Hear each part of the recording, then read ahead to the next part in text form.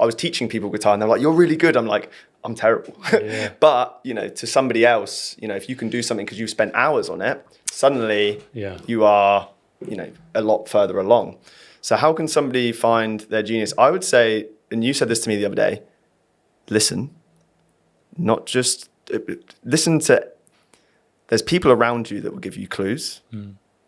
My mum was like, you're really, you know, you're quite creative and you like singing, like maybe we should give you a guitar. And I had like, you know, not really any choice in it, but I was like, oh, okay. So next thing you know, I'm playing guitar. Writing. I had and this is why I love mentorship. It probably stems from this a little bit.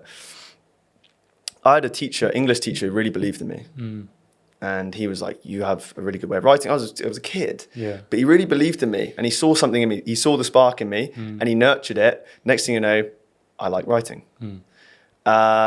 He also encouraged me to do history at A-level. So like next thing you know, I've got like this proclivity towards like human behavior, you know, human nature. So like it's all kind of stemmed from a bit of input from other people. So that's why I think listening is huge. Then you've got to listen to yourself. You've got to listen to yourself, be like, okay, do I actually enjoy this?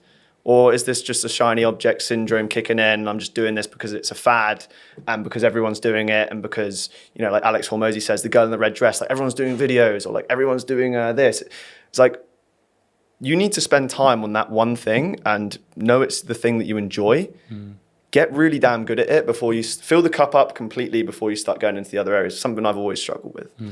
So I guess like bottom line is finding something that, listening to other people, listening for cues. Okay, what are people telling me I'm good at? What are people always saying? I'm, you know, leaning into that a bit further, spending a lot of time on it. And if you put like 10,000 hours in, Malcolm Gladwell's 10,000 hours or whatever it is, you will be better than 95% of the population. But you need to know what you're already good at. You need to know yourself. You need to listen for clues and also have some humility to actually like take on feedback and be like, okay, I don't know everything. Who knows more than me, or who's like what people are saying around me? What do you think? Oh, great. Yeah, I love what you said. I think it always comes back to service. I think noticing when you do things that perhaps you don't even realize that you're maybe even good at, but it lights other people up. And being self-aware enough, like you said, when someone gives you a compliment or someone encourages you, you had that English teacher. And it's funny, I also had an English teacher called Dr. Kelly. And I wrote, big up Dr. Kelly. He was a G. And I didn't really like English because I was just a kid. He sat me down at break and he said, wait there, this is brilliant. I love this, this and this.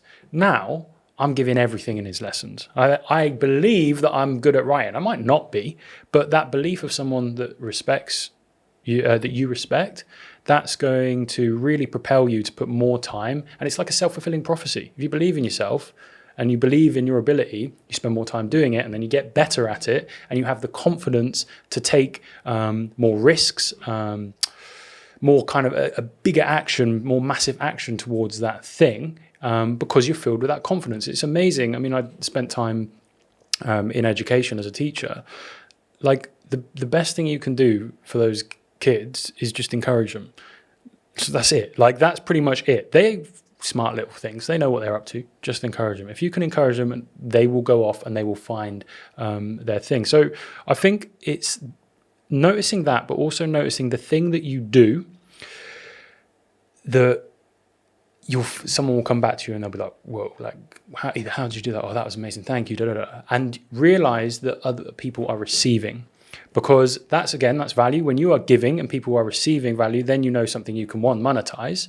And yeah, notice feedback. The thing that you're doing that feels perhaps natural, feels quite natural, and others are getting a lot of value from it. That's a really good kind of barometer.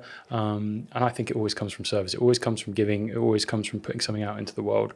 You know, big believer that if you're looking for purpose, give. Just find a way to give and you'll start finding purpose. I think what you said about you're a guitarist as well. Maybe we should have a jam together sometime. I'm not sure how good I still am, but Absolutely, man. We'll do that. It's funny how you said that you were teaching people and they were looking at you like, tell me everything, you know, guitar god. And you were like looking at, I don't know, John Mayer or Van Halen or someone, and you were like, well, not even that. Yeah. I'm not anywhere near that. Like, why are they paying me to teach them? That's a great insight for people in the coaching space who are afraid to get into it, who think, one, I don't have 100,000 followers. I haven't built a multi-billion-dollar business. Why on earth should I have the authority to coach someone? So I'm curious, because I know you coach people as well, and that's going very, very well. How would you approach that limiting belief for perhaps your clients or prospects or people in your ecosystem who think, hey, I'm not worthy, I'm not talented, I'm not this X, Y, and Z, I'm not good enough to help someone else? How do they kind of get the confidence to begin coaching? So I think it comes from a few places. Firstly, everyone's got a story. Everyone's got a big stack of wins in certain areas, problems they've had to overcome.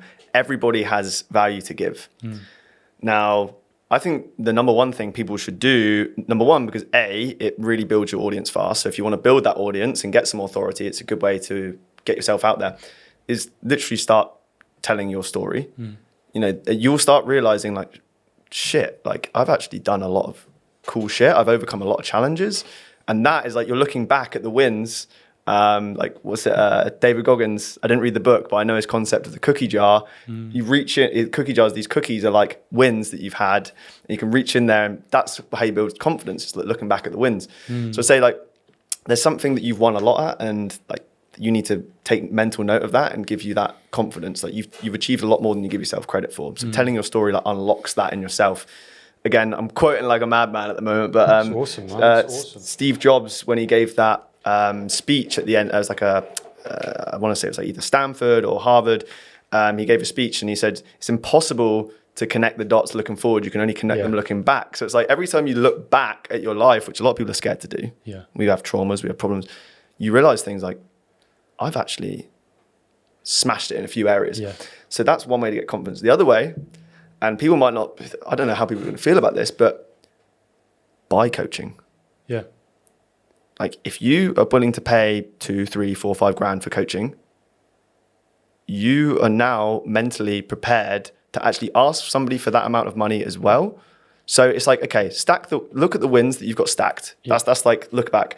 All right, now look forward. Who can I learn from that I know is going to level me up, and also can give me the confidence now to start asking for money? And it's like, everyone has a degree of expert blindness. There's something you're an expert in, but you don't actually know how much of an expert you are in. Going back to the guitar thing, sure, I was not an elite guitarist, but I was becoming somewhat of an expert, an authority to someone. And I could help someone 2 steps behind. And that's how it worked. I love that, man. And it's, I think that's that big one of breaking that limiting belief of investing in either coaching or program or whatever it is. Because you're like, oh, well, I did it and I'm a reasonable person. So why wouldn't other reasonable people go ahead and do that as well? You break the own limiting belief. I know people might kind of go like, oh, it's kind of like a pyramid scheme. It's like, no. It's this beautiful thing. I love this space because it's like you said, you're sometimes 2 steps ahead, 3 steps ahead of someone. Now, the beautiful thing about coaching is that the online environment, everything is changing all the time. It's rapidly changing all of the time. The guy who was selling a coaching offer, maybe a business coaching or personal brand coaching offer 5 years ago, he doesn't know shit. That program is going to be, there might be some fundamentals, but really, that's going to be really hard to implement now. One of the beautiful things about coaching is that you kind of need to monetize it as you grow. And the way I see it is you want to be helping people like 2, 3 to 4 chapters behind you. And you want to learn from people 2 to 3 to 4 chapters ahead of you because they've just gone through it. You don't want the guy or the girl who went through it 5 years ago and is now, they're going to have some great lessons for other people.